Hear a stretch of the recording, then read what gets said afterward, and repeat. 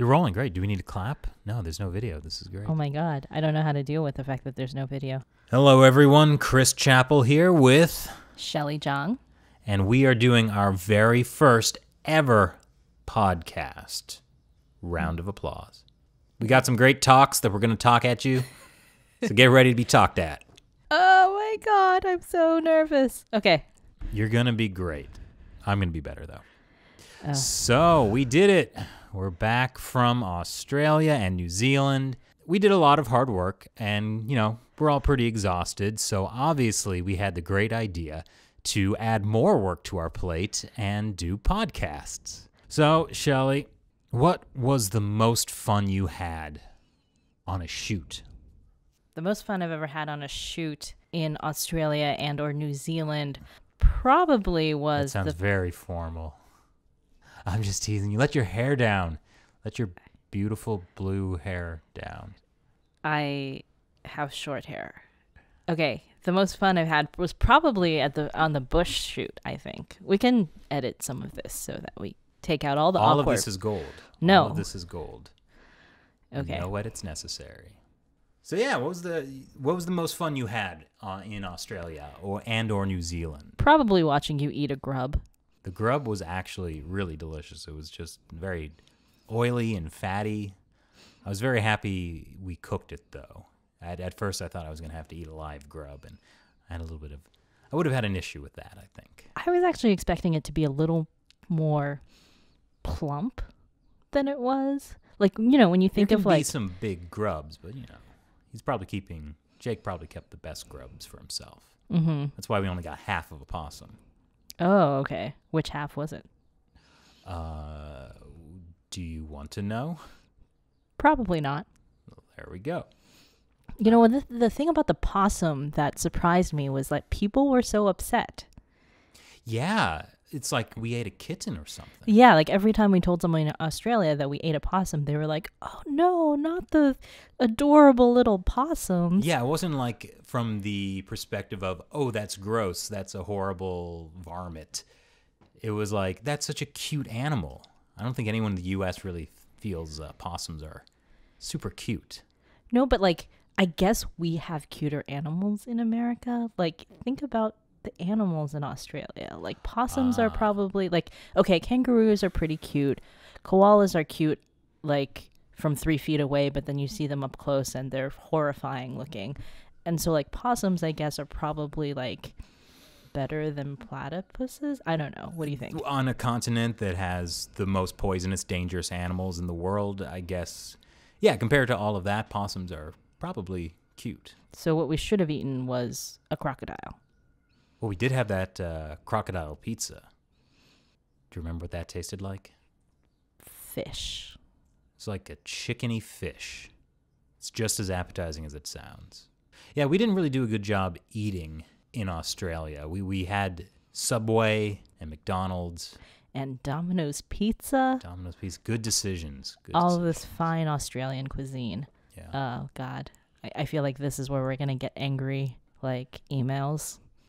Do you think people really love Domino's? No, I think they're going to be upset that we went to Australia and then judged all of their food by bad Domino's Pizza. Oh, I'm not judging Australia's food. I'm just saying we made bad food decisions constantly. Could you survive in the bush, Shelley, if you had to? Absolutely not. I was actually thinking earlier today that I need to learn some basic survival skills. I would just, some people like to think that wouldn't it be great if we lived in Game of Thrones or something like that? No one says they wish they lived in Game of Thrones. Or, it's even Lord of the Rings, right? in the idyllic pastoral past. Yeah, we'd all be dead. We would all be dead. I mean, not me, because I learned from Jake how to survive. I can make a fire. Totally. Can you make a fire? I haven't tried since you showed me, but I'm sure I could. Uh-huh. What else can you do now? I know that one type of berry I can eat. Okay. If I can eat a possum if somebody brought it to me cooked. Pre-roasted. Pre-roasted. Yes. And let's see, what else did you learn? You can read Egyptian hieroglyphics now. I didn't know. I was never able to read them. Okay. I was trying to give you something, Chris. Yeah, thanks.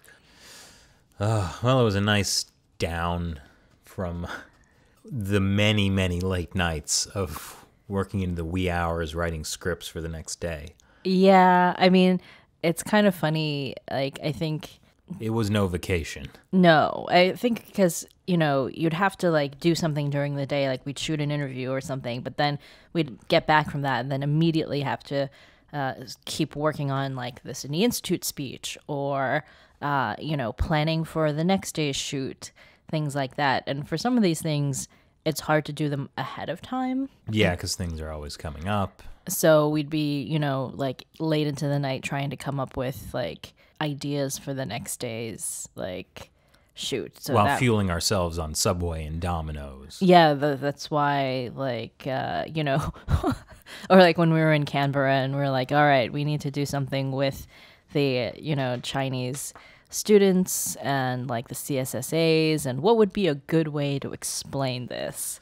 And, at 11 p.m., we're like, yes, we could talk about academic freedom like it's a drug. Oh, like Animal House or a fraternity kind of movie thing. Yeah, and then we're like, oh, crap, now we need to go buy a sheet at Target. To make a toga. And yeah, that's like, okay, it's now midnight. We have the shoot the next day. Where do we get a toga? I have to say that like Alex Josky was like a good sport when we were like, by the way, toga. Yeah, Alex Josky was a really great sport. I mean, when we go to him, it's like, this is a very serious, important topic that we want to discuss with you. By the way, I'll be wearing a toga. We understand that, you've been researching this issue for years now, but could you, pretend that the CSSA is like a frat? When you put it that way, are we terrible people, Shelley? We are awful people. Yeah. I was amazed, though, that, we were just able to kind of like shoot on the campus. I feel like in a U.S. university, it would have been impossible. Oh, yeah. They would be like, do you have a bomb under that toga? I don't know. Not that, but you know what I mean? Like the campus security. Yeah. Like in my university, you had to like swipe your pass to even get into the library. And we were like walking in and out of the library multiple times, like right in front of the security people. Nobody said anything. I couldn't believe, though, when we were interviewing Chinese students, just the few of them that didn't know what democracy was. I think, like, okay, it was definitely partially the language barrier because there were two girls that, like, when they eventually, like, realized that democracy is Mingzhu. Yeah. Like, then I was like, in retrospect, I was like, maybe we should have had you use the Chinese word. Well, no, because, like, I'm sure they would have some definition of Mingzhu. But the point is, like, they're studying in an Australian university. Like, part of the reason this is, like, said to be a good thing is because it allows these Chinese students to see another way of life, to see Western democracy. But if they can't even have the basic language skills to know what the word democracy is, that's a huge failure. Of the Western university system, or yes, okay. I mean, mainly that, because they've become so desperate for the money that these Chinese students are bringing that they're willing to lower the standards to the point where some of these students barely speak a word of English, let alone democracy. I do wonder how they get along in class because... Well, Alex was saying that that's the problem. They don't have the skills to communicate with other students, so they end up in these bubbles of just Chinese students, and they stay in these bubbles and they don't have a positive university experience. Yeah, I was like reading this article about how like there's a lot of fraud going on with the applications. Oh, I bet. So like that people, like other people are writing the essays for some of these students, or they're like basically like companies that will do this for you. Shelley, I thought of a great way we can make money for the show. You laugh, but somebody suggested this to me once. Really? Not the fraud part, but like suggested like Have you ever considered fraud as a way to make money? not that part, but just like maybe there's like a way to like, like tap into the Chinese student market. Like, but I don't think they were not suggesting that we fake people's grades and whatever that goes on. I'm not saying that, but. And we wouldn't, right? Yeah, I wouldn't. No, totally not. Okay. So what was it like meeting fans? We had a fan meetup in Australia and New Zealand. What's it like for you meeting fans? Oh man, it's awesome. They like me. Oh, Chris. I'm a simple person. deep pleasures. down, there's just the soft part hidden underneath all that suit. Somewhere deep down. One fan gave us a big chocolate Easter egg. Like, it was huge. He gave you a big chocolate Easter egg. Oh, I assumed it was for all of us, even though I ate it myself. I thought we were going to have trouble smuggling it back. Through border control? Through customs. Oh, that's a nightmare. But yeah, I mean, the fans were great. Like, it's amazing to see, like, the big range of fans of the show we have. Like, there was like a couple of 10-year-old kids, and then on the other end, there were, people in their 50s who have been, like, China watchers for a long time. Mm-hmm. It's like, how do we span that demographic? I thought it was really cute, the 10-year-old kid who met you and then was like, it's even better than I imagined. Yes. That was very sweet. And he was watching China Uncensored, like, in front of me on the phone. How does that feel? It's like, I don't know if I would have made that decision if I were in his shoes, but... How does it feel to know that you are a role model? I better clean up my act. Mm-hmm. It is... We might be getting to that soft part under the suit, Shelley. Uh-huh. Yeah, I mean, it does feel like quite a responsibility. Like, I feel like I want to, make sure I give something back to all these people who, like, really care about the show. And what is that you can give back? Well, this podcast, for instance. Good answer. Thank you. I hope anyone listens to this. My mom will. Yeah, I was gonna say at least your parents will.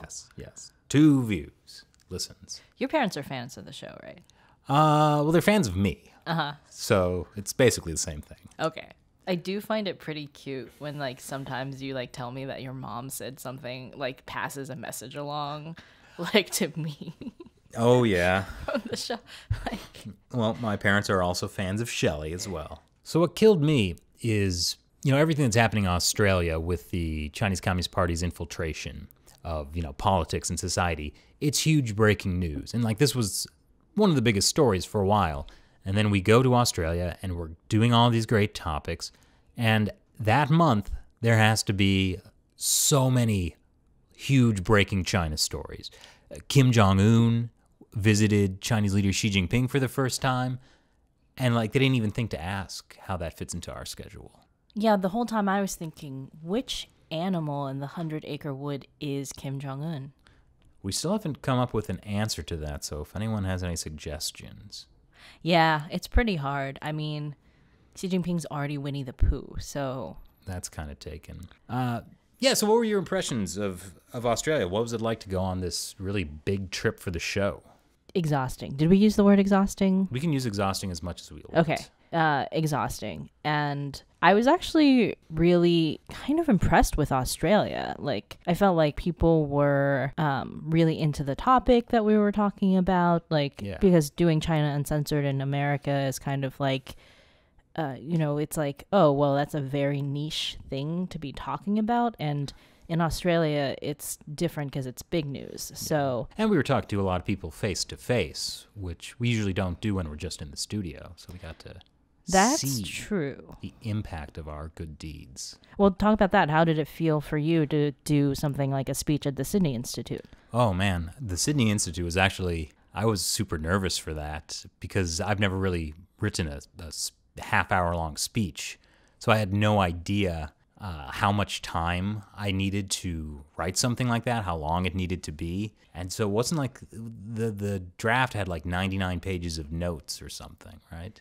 It was like 40 pages. 99 sounds better. Okay. We'll cut that out, your other number.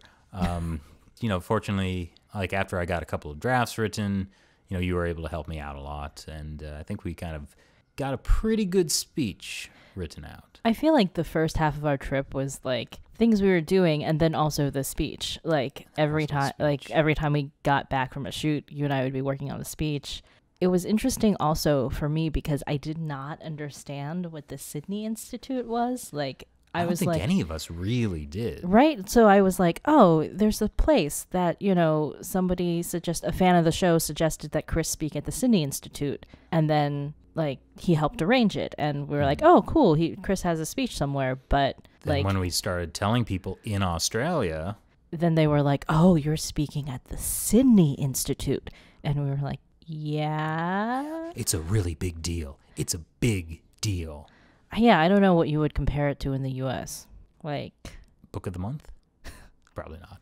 Well, like maybe like speaking at the Harvard Club or something like that. But so that really helped me, relax and not be nervous. But how did you feel after? Oh, I felt great. The audience was pretty responsive for perhaps a more academic crowd. They lightly chuckled at a lot of the jokes. Some of the jokes. That's killing when somebody chuckled slightly at yeah. Well, fortunately they were serving wine beforehand, so I think some of them were a little loosened up. Well, you probably were the first satirical news anchor to come speak at the Sydney Institute. With a show based in New York that talks about China. Yes, definitely. That's true. I think we can say that with confidence. I hope so. If it turns out there is one other person like that, we might have to kill them. I'm imagining him like your evil twin with a goatee. How do you know I'm not the evil twin? Oh, I guess Matt makes you shave for each show? Oh, that's true. Every day shaving. What a nightmare. So what did you learn on the trip? Were you changed? Transformed? Well, I guess what really struck me was, especially in Australia, like the stories that people told that they all matched up, but they all seemed like conspiracy theories. And like when we were talking to the Chinese dissidents or the people in the Chinese community who like knew about how the Communist Party was infiltrating like Chinese Australian community and things like that, and they'd repeatedly say the same things about people being threatened to their visas being denied to travel back to China if they said anything. Those types of like mafia-esque tactics. But while we were there was the story that broke about how sometimes these overseas Chinese are kidnapped. That was crazy too, because Chen Yongling, who was one of the people we interviewed, the guy who defected from the Chinese consulate, he said that, back in 2005 when he defected, he told the story about somebody who was kidnapped in Australia. And at the time, people were like, oh, that seems ridiculous. That wouldn't happen. And now there was I guess an article in Foreign Policy that was talking about probably this is happening more often than we know. And when we were there, Zhang Hu, another person we interviewed, he got denied entry into China after doing an interview with us. Not because of the interview with us, but for previous activities that undermine the harmony of Chinese society. Yeah, so hosting Clive Hamilton's book launch, for example. That's right. Yeah. Wait, John Hu hosted? Well, the Australian Values Alliance. Oh, John Hu's organization. Yeah. That was awful because, he was going back home to China to bury his father, and they denied him entry. And then he had to leave his 80-year-old mother in Shanghai. It's just kind of crazy the things that happen. And I remember him talking to us before he left, where he was like, he knew some people and was trying to ask if he had been blacklisted or if he would be able to go through, and he was like, yeah, they said to me you're fine, so yeah, no problem. So it must have been something recent that he did. Well, it probably wasn't us. You know, people always ask, like, do we ever get any kinds of harassment? I mean, I haven't tried to apply for a visa to China, No. so I don't know. I mean, I don't have a lot of hope since my dad was blacklisted in 2002. Oh, the regime has changed after the economy has opened up. They're a democracy now, I'm pretty sure. Actually, you know what's funny? Like, I think like part of the narrative about Xi Jinping being like this person who's come in and like implemented this dictatorship, or like this kind of idea that like he is like tightening all the problem, like he's the one who's like He's the next Mao. Yeah, like I feel Or like Yang Shikai. a lot of things have become bad or worse, but things were bad before, and some things like it's just like I feel like instead of becoming worse, what they've actually become is more visible. Yeah, I mean, they always were a regime that was harvesting organs from prisoners of conscience and kidnapping dissidents. Yeah, like sometimes I think like some of the things we're seeing now that are actually getting reported by mainstream like media, like about the situation happening with the Uyghurs in Xinjiang and the fact that there are these like crazy detention centers where people are just being sent for ideological education. Like, so glad those stories are coming out. But honestly, it was happening like almost 20 years ago with the Falun Gong, and people weren't talking about it. Yeah, it's strange how, well, we've seen, I guess what really surprised me being in Australia is seeing the level of influence of the Chinese Communist Party there and how they've been so successful at shaping the narrative there.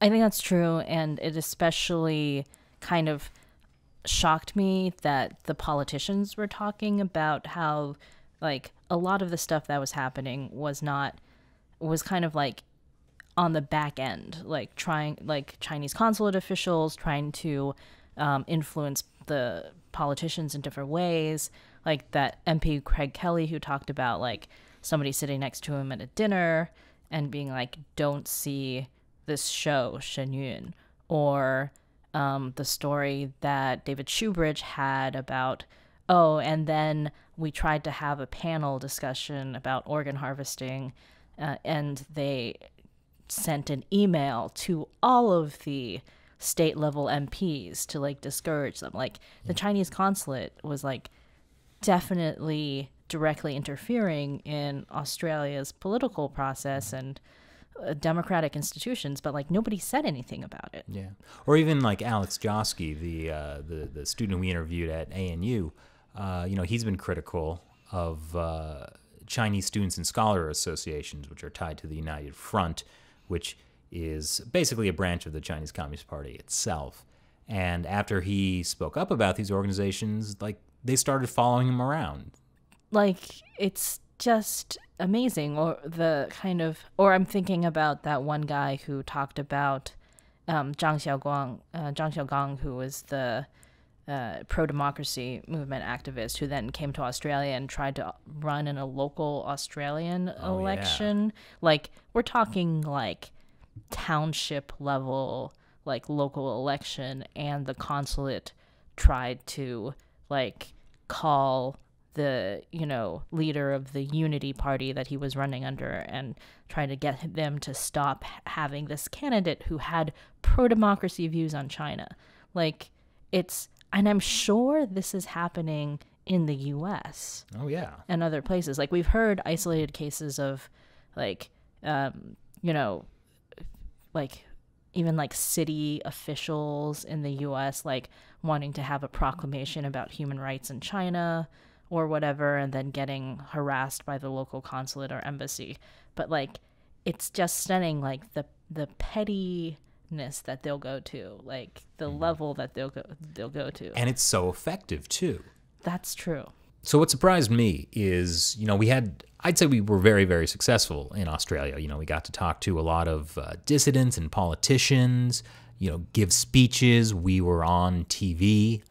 And then we went to New Zealand, and it was a very different situation. Well, I mean, even before we went to New Zealand, we just could not get people who wanted to be interviewed. No one wanted to talk to us. From, you know, people who were pretty prominent China scholars in the field to just politicians. We couldn't get any MPs, and we had gotten MPs in Australia, but also, you know, Hong Kong and the U.S. and Taiwan. So it was just like a pretty noticeable anomaly in New Zealand. And a lot of the people we talked to in Australia felt that in New Zealand, people were trying to keep their heads down, which really was a shame to see. Well, I think in a way I can understand, because the population of the entire country is only a little over 4 million people. Yeah, they have more sheep than they have people. Way more sheep. But I think they feel a bit more cowed than Australia does. And I think also with Australia, the change has only really happened in the last year. With the scandals, with the Sam Dastyari and the other like political donations, and ASIO coming out and saying that, like, you know, this is a major threat. But you'd think in New Zealand, with like that thing with the MP Yang Jian, who ended up being... Who used to train Chinese spies, and right. was the member of a communist party. So it's just like, that was kind of a scandal for like 2 weeks. But he's still in office as far as we know. I mean, you could feel the difference, I think, between Australia and New Zealand in that sense. Yeah. I think it was best summed up by Alan, our camera guy, whenever we would drive past the giant herds of sheep, and he would shout, "Open your eyes!" Speaking of those drives in New Zealand, we sure listened to a lot of the Lord of the Rings soundtrack. I'm pretty sure I'm not going to be able to listen to the Lord of the Rings soundtrack now and only think of the movies. Now I think I'm going to be thinking of, like, you know, you dressed... It's okay. We can talk about okay. that. I had this moment of, is this episode going to be out by the time we talk about this? Who knows? You walking around Hobbiton dressed as Elrond. I was amazed that people don't really do that. Like some of the staff there were saying people really don't cosplay all that often to Hobbiton. Yeah, I mean, I guess like hobbits probably aren't the most like popular cosplay. You'd have made a great hobbit, Shelley.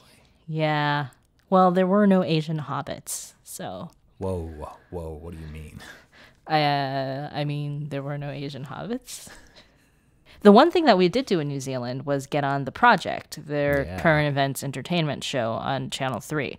So they wanted both of us to go on, and then they had a question that was about like xenophobia, whether like what we would say if people called our show like xenophobic, kind of, or which they do. Yeah.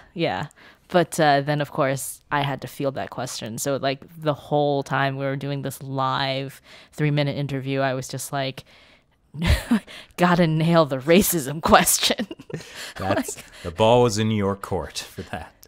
Yeah, I mean, it's kind of, like, how do you explain that?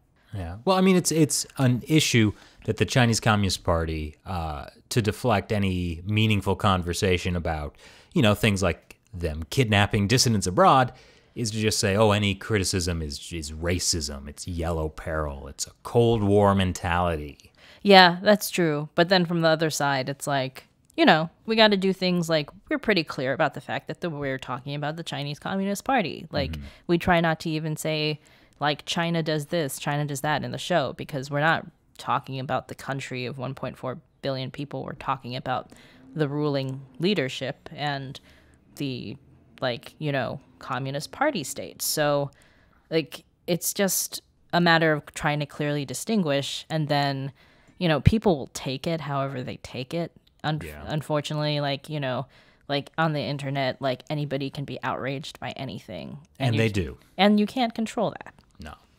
That was actually one of the things I was really happy to see in Australia, is that everyone, all the critical voices, were very clear themselves that to say we're talking about the Chinese Communist Party, not the Chinese people. Yes, and I'm really glad that more and more kind of China experts and reporters are like just talking about this issue. I think a lot of people were clear about it, but like now it's like people are like explicitly stating we need to like separate these two things. We need to be clear about what's happening. So that's very good, I think, and positive. But like it's interesting how that one topic can be so effective at dividing people. Yeah, well, because, you know, people have experienced legitimate racism, and that's a sensitive issue. People don't want to be called racist, and it instantly makes people defensive. So just by throwing that out there, the conversation is totally derailed from what the original point was. Yeah, even when I was, before I read Clive Hamilton's book, Silent Invasion, I had read a couple of reviews of it, and they made it seem like more extreme than it was. Like, they made it seem kind of like he was, you know, like advocating for, they didn't call him racist, but like they seemed to like take issue with the way he talked about the issue, or like his like solutions that he proposed. Yeah. Well, I mean, we both read the book before we interviewed him. What was your take on that? Did you feel that was at all accurate? I mean, as soon as you read the introduction to the book, like he starts talking about how he's aware and like concerned about whether people would think he was racist, you know. And so like from the beginning, he's like trying to like forestall these types of attacks, that he understands what's going to happen. But I was also kind of surprised to learn that Clive Hamilton is like his politics are actually like far left. Like he's a member of the Greens Party. Yeah, which is a weird disconnect for people, because a lot of times they think critical of China, conservative. Right. I mean, it is true that like a lot of the most critical voices on China have been from like people who are on the more conservative side. At least in the U.S. But that's not, I mean, it's not 100% true. Yeah. I mean, I think regardless of your political leanings, we can all agree we should hate the Chinese Communist Party. That is the true uniter. Huh? We are united by our hate. So one thing we found out on the trip, speaking of being in Hobbiton, at least Matt and I, we always kind of joke about or have this morbid fascination with the flat earthers. Shelley, I know you're a pretty big believer in the flat earth, right? Oh my God, Chris. Okay. Well, now that's established. What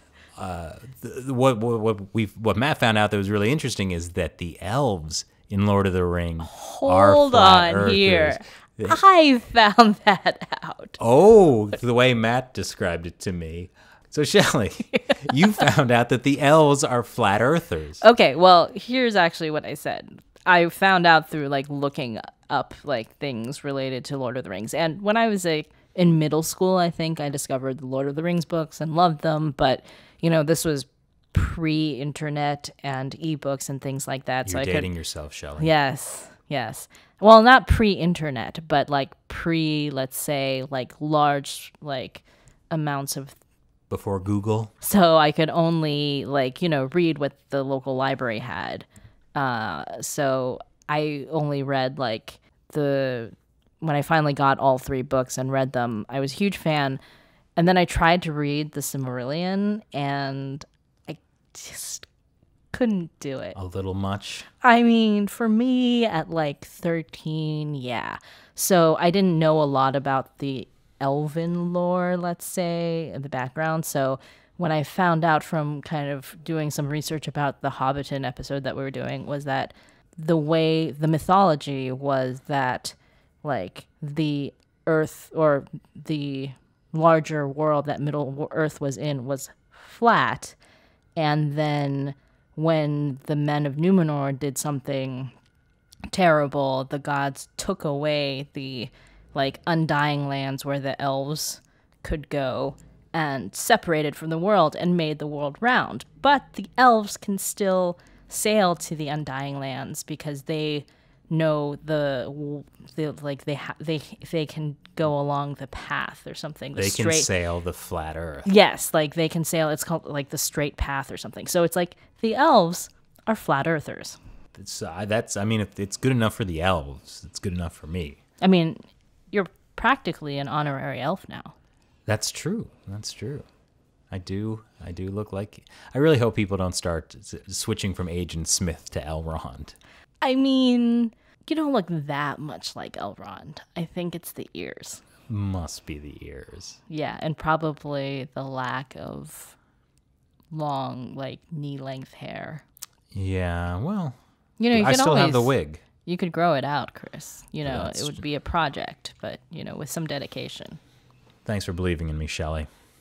How about that trip to the dairy farm in New Zealand? That was beautiful, and it kind of made me want to move to New Zealand. And become a farmer. Idyllic, pastoral past. Yeah, or at least live on, like, a farm. Instead of a box in New York? Where we just had to pause because the siren was going off too loudly on the street to keep doing this podcast. Yes.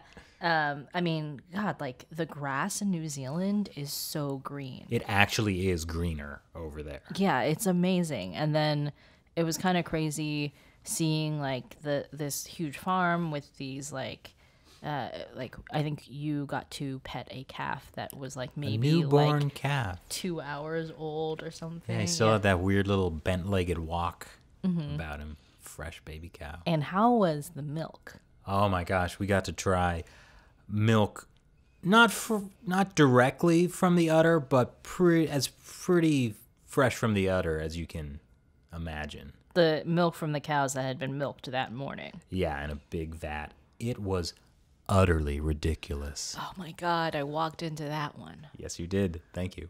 But yeah, it was delicious, creamy dairy. Actually, all of the dairy products in New Zealand, the seafood and the meat was incredible. I do have to say we ate better in New Zealand than Australia.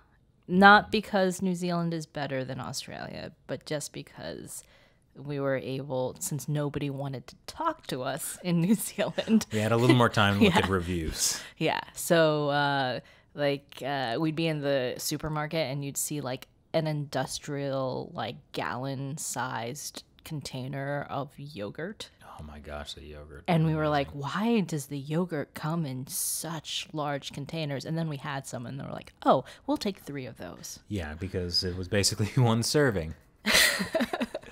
Oh, we're such fatties. One of the problems, though, of doing the dairy farm shoot is because I'm always in a suit.